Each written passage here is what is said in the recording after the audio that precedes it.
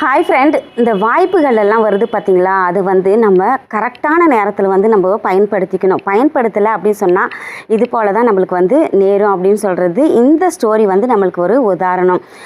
ஒருத்தர் பார்த்திங்கன்னா இறப்பு தருவாயில் எனக்கு ஒரு ஆசை அப்படின்னு சொல்லிட்டு 1 hour வந்து இறைவன் வந்து பர்மிஷன் கொடுக்குறாரு. இவன் கேட்குறான், நான் போயிட்டு எங்கள் அம்மாவை போயிட்டு பார்த்துட்டு வந்துடணும், எங்கள் அப்பா அம்மாவை பார்க்கணும் அப்படின்னு சொல்லிட்டு இவன் கேட்குறாங்க. ஸோ இவங்க அப்பா அம்மா பார்க்க போகிற வழியில் பார்த்திங்கன்னா நிறைய நண்பர்கள் அவர்கிட்ட பேசிட்டு அவங்கக்கிட்ட போனால் இன்னொருத்தர் வந்துடுறாரு. இவர் பேசிட்டு போகிறதுக்குள்ளேயே அவருடைய டைம் வந்து முடிஞ்சிடுது.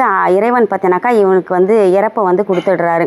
அப்போது இறைவன்கிட்ட போயிட்டு ஓன்னு உக்காந்து அழுகுறான், நான் எங்கள் அப்பாவை தானே பார்க்க போனேன், என்னை ஏன் வந்து சாவடிச்சிட்டிங்க அப்படின்னு சொல்லிட்டு. நான் உனக்கு என்ன சொன்னேன், நீ என்ன கேட்டுட்டு போன, நீ ஏன் ஃபஸ்ட்டு உங்கள் அம்மா அப்பாவை போய் பார்க்கல, உன்னுடைய இலக்கு என்ன அப்படின்னு சொல்லிட்டு கேட்டாருங்க. ஸோ நம்ம என்ன இலக்கை நோக்கி போகிறோமோ அதை நோக்கி நம்ம போய் பயணம் பண்ணோம்னா கண்டிப்பாக நம்மளுடைய வாழ்க்கையில் நம்ம வெற்றி பெறலாம். ஸோ அதை விட்டுட்டு இந்த பக்கம் அந்த பக்கம் முன்னாடி பின்னாடி எல்லாமே நம்ம பார்த்துட்டு போனோம்னா, யார் என்ன சொன்னாலும் அதை வந்து காதில் வாங்கிட்டு நம்ம போனோம்னா நம்ம வாழ்க்கையில் வெற்றி பெறவே முடியாது. உன்னுடைய இலக்கு எதுவோ அதை கடிவாளம் போட்ட குதிரை மாதிரி நேர் பார்வையாக நம்ம போனோம்னா கண்டிப்பாக நம்ம வாழ்க்கையில் வெற்றி பெறலாங்க. நன்றி, வணக்கம்.